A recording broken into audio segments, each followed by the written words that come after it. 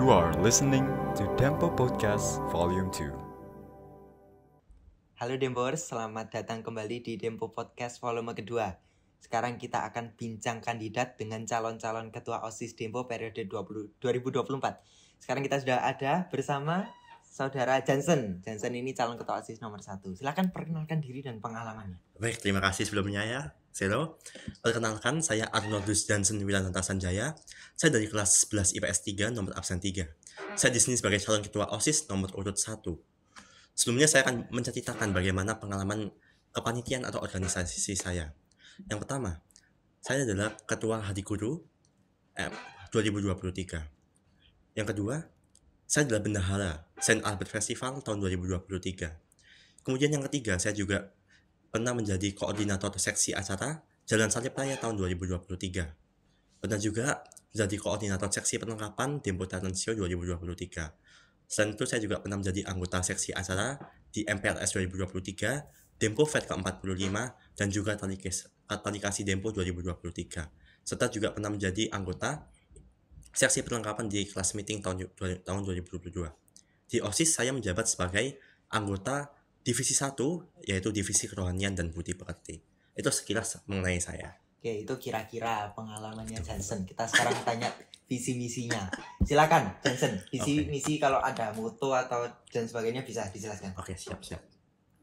Di sini saya sudah bawa poster ya. Poster dari saya. Yang pertama tentang tagline dulu. Tagline Jamkos. Jamkos itu apa? Jansen Ketos. M-nya ini sebenarnya nggak ada ya. Tapi mungkin bisa Jansen menuju Ketos. Kemudian yang kedua, selain Jamkos juga ada One Way. One Way ini sebenarnya akan punya banyak arti. Mungkin nanti bisa saya jelaskan lebih lanjut. Kemudian untuk visi misi. Yang pertama visi. Merangkul Dempowers menjadi pribadi yang berjiwa kritis dan mampu berkreasi, sekaligus berkarakter peka dan empati dalam semangat doa, persaudaraan, dan pelayanan. Untuk misi saya, yang pertama, bersinergi bersama dengan seluruh warga SMA Katolik Santo Albertus Malang dalam kasih untuk menjadi satu padu. Yang kedua, mewujudkan OSIS sebagai organisasi yang berintegritas, menjunjung tinggi kejujuran, serta peduli terhadap sesama dan sekitar. Yang ketiga, mengobarkan jiwa berpikir kritis dan bertanggung jawab untuk membawa pembaharuan dalam program kerja OSIS SMA Katolik Santo Albertus Malang. Oke. Kayaknya langsung aja kita bedah visi misi. Oke, kita bedah visi misinya. Jansen, aku mau tanya, menurutmu visi itu apa sih? Visi? Ya. Oke, kalau visi itu adalah pandangan kita, tujuan kita, arah OSIS ini mau dibawa kemana ke depannya. Nantinya mau dibawa kemana. Itulah yang makanya visi ini menjadi dasar OSIS. Ketua OSIS, makanya visi ketua OSIS itu sangat penting. Karena dari visi ketua OSIS itu akan menuju pada nantinya organisasi ini ke depannya ini akan menuju kemana, ke arah yang bagaimana. Jadi semacam gambaran umum nanti kira-kira OSIS ini mau dibawa kemana. Benar, gitu ya. Aku penasaran dengan Oniwai tadi itu boleh ini nggak dijelaskan nggak itu apa maksudnya? Oke.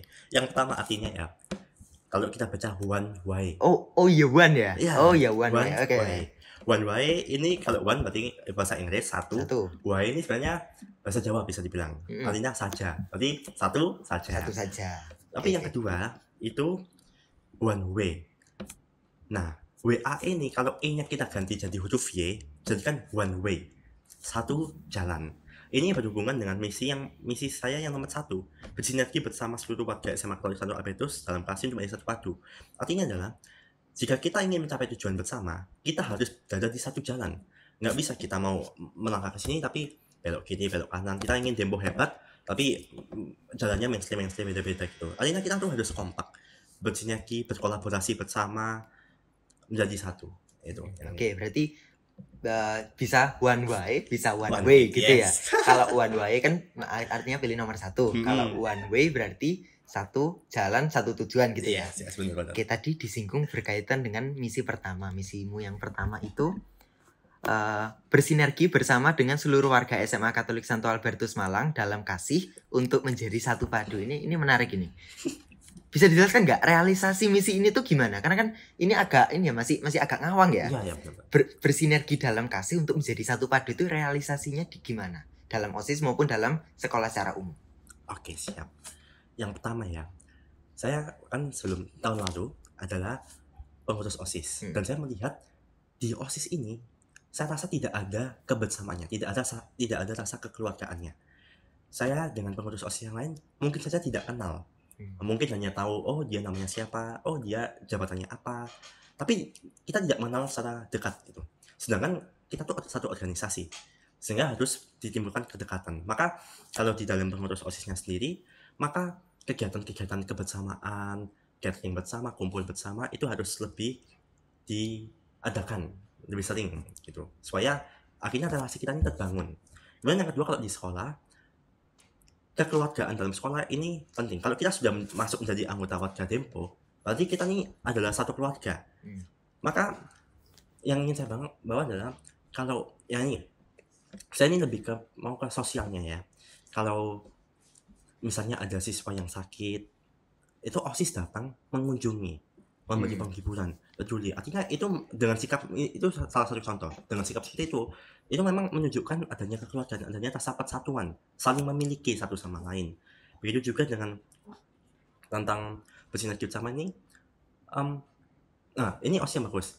OSIS itu di kepanitiaan, di kegiatan-kegiatan, tidak hanya pengurus OSIS yang menjadi panitia saja, tapi dia membuka peluang, membuka kesempatan bagi siswa-siswa lain untuk masuk. Ayo kerja bareng, ayo kerja bersama, kita bangun event ini, kita bangun program kerja ini. Itu yang saya suka sebenarnya. Oke, aku mau menyoroti tadi ada poin kalau ada anak yang sakit, OSIS itu mengunjungi ini gimana kalau di ya sehari-harinya gitu. Misalkan di kelasku, aku kelas 11 sosial 1. Kalau di kelas 11 sosial 1 itu tiap hari paling enggak tuh 1 atau 2 orang itu ada yang enggak masuk. 1 atau 2 orang itu ada yang sakit. Lah, kalau misalkan ini kondisinya kalau sekarang kan pengurus OSIS enggak banyak kan, di bawah 30 orang sekarang. Nah, sedangkan yang sakit ini pasti banyak. Apalagi kalau kita lihat Bapak Ibu guru dari tim kedisiplinan, kalau pagi-pagi kan bawa buku itu banyak banget. Itu kan menunjukkan bahwa hampir tiap hari itu yang nggak masuk banyak. Kalau OSIS mau mengunjungi, gimana? Maksudnya apa nggak kesulitan? Karena kan pasti banyak banget. Atau perwakilan aja itu gimana? Oke. Terima kasih. Nah, untuk itu, betul. Saya setuju dengan yang dikatakan Selo, bahwa memang setiap harinya siswa yang tidak masuk karena sakit itu akan banyak. Tapi mungkin yang kami kunjungi ini, kalau memang siswa-siswa itu bisa kami kunjungi, tapi yang kami prioritaskan adalah mungkin yang siswa-siswa yang sakit parah, mungkin sampai masuk rumah sakit atau kecelakaan dan lain sebagainya. Karena ini sudah pernah kami lakukan tahun lalu. Tahun lalu itu pernah ada siswa Dempo kelas 10 yang tangannya patah. Maka beberapa pengurus OSIS, waktu itu 5 orang, ada saya dan 4 teman saya lainnya, itu saya datang ke rumah anak itu, mengunjungi, dan kita saling berduka cerita, saling memberikan saling cerita kekuatan, dan jadinya timbul itu rasa saya dengan anak itu jadi kenal, padahal sebelumnya nggak pernah kenal. Oke. Berarti lebih ke tindakan sehari-harinya OSIS yang ditingkatkan lagi ya, sinerginya itu tadi. Jadi bukan oke. Nah, aku mau menanggapi juga untuk misi yang ketiga. Oke. Ya, mengobarkan jiwa berpikir kritis dan bertanggung jawab untuk membawa pembaharuan dalam program kerja OSIS SMA Katolik Santo Albertus Malang. Ini agak unik ya, karena selama ini kan hampir nggak pernah ada program baru OSIS. Benar. Ya ini kita tahu sendiri dari internal Dempor sendiri juga sudah tahu bahwa selama ini tuh hampir nggak ada program baru OSIS. Benar. Mungkin entah birokrasinya sulit dan sebagainya. Tapi yang dilihat Dempors adalah hampir nggak pernah ada program baru yang melibatkan banyak Dempors. Ya kalau kita lihat misalkan Dempo Fair itu kan sudah 45 kali. Yes. Kelas meeting ya memang pasti ada. Hari guru dan tipe dan sebagainya itu kan program lama yang dilanjutkan. Nah, sedangkan di sini di misi yang ketiga ingin membawa pembaharuan dalam program kerja. Ini maksudnya gimana? Apa bikin program baru atau gimana? Karena mengubah presiden itu kan sulit, apalagi kalau di OSIS. Mengubah presiden itu sulit. Gimana cara realisasi misi ini gimana? Oke, betul. Saya sebenarnya sependapat sama Selo bahwa setiap tahun program OSIS selalu sama, melanjutkan yang tahun-tahun sebelumnya. Mungkin hanya dikembangkan atau bagaimana. Nah, oleh karena itu, ini pengalaman saya sebelumnya. Ketika saya diresmikan menjadi calon ketua OSIS, banyak orang bertanya pada saya, program kerjamu apa? biasanya ketua OSIS itu kan selain visi misi ada program kerja. Seperti saya kan pernah jadi ketua OSIS juga kan di Iya, SMP. iya. Ada program kerja. Ada. Iya, tapi di Dempo ini tidak ada dan memang artinya kita melanjutkan yang sebelumnya. Tapi yang saya masukkan di sini ada dua. Yang pertama, betul, saya ingin ada program baru. Seperti saya tahun lalu itu ketika saya berada di divisi 1, divisi kolonial budi pekerti, saya tuh ingin mengajukan beberapa kegiatan baru yang sebelumnya tidak pernah diadakan. Seperti misalnya ya, saya tuh sempat kepikiran untuk membuat program namanya Dempo Panggilan. Dempo Panggilan. Dempo Panggilan yang tujuannya untuk menumbuhkan benih-benih panggilan untuk menjadi biarawati bagi siswa Dempo. Ada juga Dempo Laudato Si yang berhubungan dengan lingkungan, seperti Pandawara contohnya.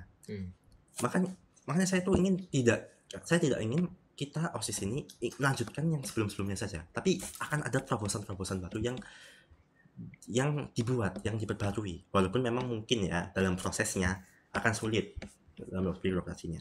Kemudian yang kedua, selain pembaruan program baru, program yang ada itu di konsep ulang, seperti contohnya Hari Guru.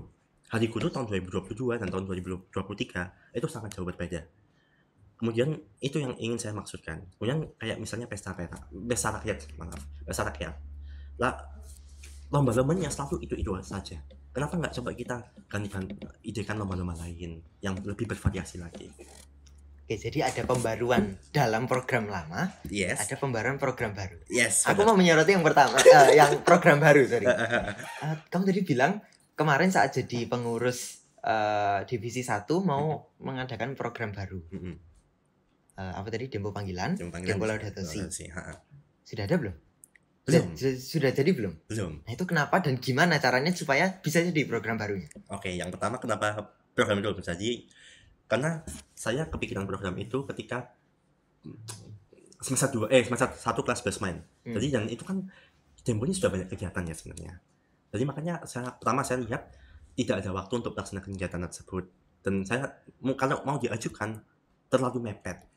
Makanya program-program itu sebenarnya masih saya simpan sendiri. Belum pernah saya keluarkan kepada pembina ataupun guru-guru yang lain ataupun wakasih kesiswaan. Itu belum pernah saya omongkan tentang itu.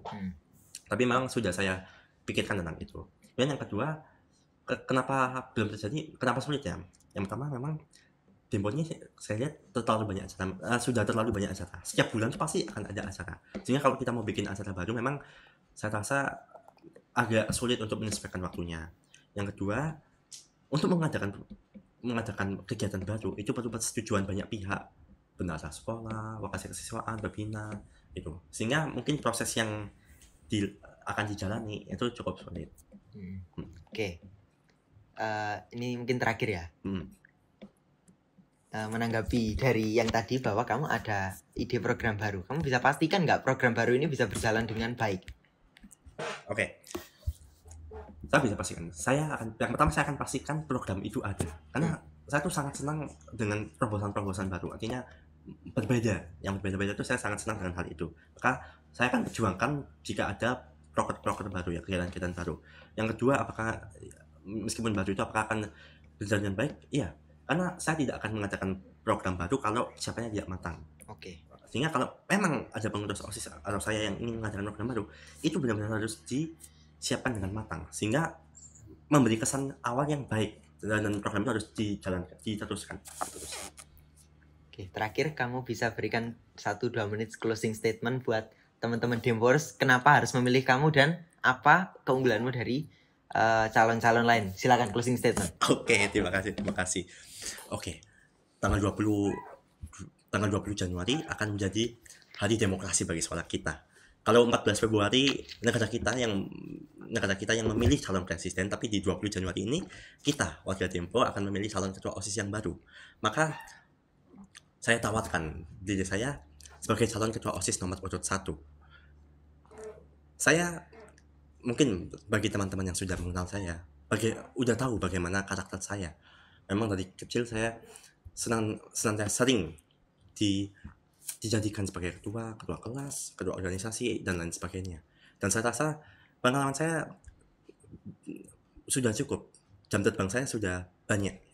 Dan saya bisa pastikan bahwa Dempo akan berjalan menuju ke arah yang lebih baik lagi. Kita semua di sini kelas 10, kelas 12, kelas 10, 11, 12, Bapak Ibu guru, Bapak Ibu karyawan, kita semua harus bersinergi menjadi satu padu. Kita bangun sekolah kita ini menjadi lebih baik. Itu.